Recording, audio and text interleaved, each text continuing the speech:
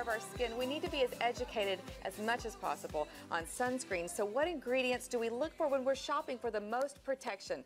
Well, we asked certified health counselor Nancy Addison for good tips, and you always have great information on health and things that we should be doing to nourish our bodies. I'm very interested in this subject. I just told you that this is very near and dear to my heart because I'm a two-time melanoma survivor, and skin protection is number one. Yeah. You want to tell me more? Or can I tell you more? Well, I think sunscreen's really important. I can still remember when I had my son, when he was tiny, at the swimming pool, putting on a sunscreen on him and him running off screaming because it burned his skin, and I had to scrub him off. Yes. But the sunscreens today are so much better.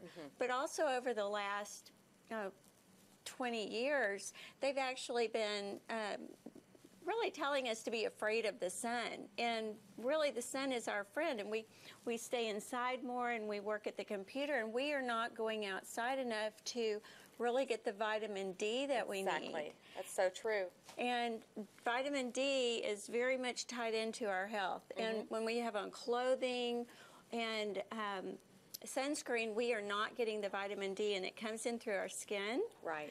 And a lot of the sunscreens that they've had on the market up until now have actually been protecting us from the UVB rays, which are cancer preventive, and letting the UVA rays through, which are the ones that can cause cancer. Right. So today I'm going to show you some sunscreens that the Environmental Workers Group came up with. And the Environmental Workers Group is a great website for anyone to check out on products of safety. They are a nonprofit and they're independent, and they do testing on all kinds of products to see if they're safe or not. All right. And they tested over 1,500 sunscreens to see about the safety of them. And all of these have zinc oxide and titanium or titanium dioxide in them. And what that is I don't know if you remember when you were little, if you saw the lifeguards at the swimming pool with the white noses. Yeah. Well, this actually, it doesn't absorb through the skin, but it reflects all of those rays. Oh, okay. So, you know, we do want to get out in the sun, and the American Medical Association says we need about 15 to 20 minutes of midday sun without sunscreen so that we can get our vitamin D. 15 minutes. That's really important. But when we are out at the soccer games or at the beach, we do need to protect ourselves. Yes. So I know y'all are putting up a list on your website to show the list of all of these safe sunscreens. And I just picked up a few at the Healthy Grocery Store.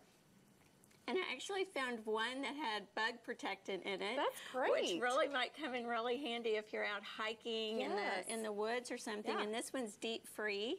Well, I'm even out watching the kids play ball and things like that. You know, there's bugs that are always around, and sometimes you're getting attacked while you're watching your kid play baseball.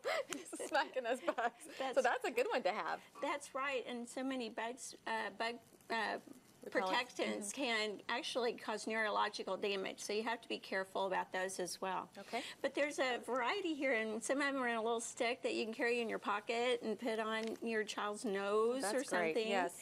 And I also think it's so important to reapply. You just don't realize, I've learned the hard way, that while you're out and you're sweating and your kids are in and out of the water, you have to reapply. Yes. It's not going to just stay on all day.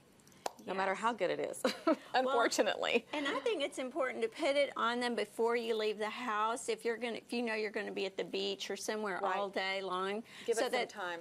Well, because if you get outside and you're sweaty and you put it on, it doesn't always stay on as well. Dries better. And then if you do happen to get burned, the aloe veras are a really good healing lotion to put on, and so there are some good choices. And then there's some foods that actually can be natural sun protector for us, and that would be carrots. Really? So what a great snack. How come I didn't know that? Carrots, really? Protects your skin? From the inside out. Awesome. And then you've got this great book on more tips and things like that on how we can protect ourselves and stay healthy. Yes, and in fact, I have this information in my Be a Healthy Vegetarian book, and it's also going to be in my Raising Healthy Children's book that'll come out this year. Awesome. Thank you so much. I appreciate you coming in and sharing all this good information with us.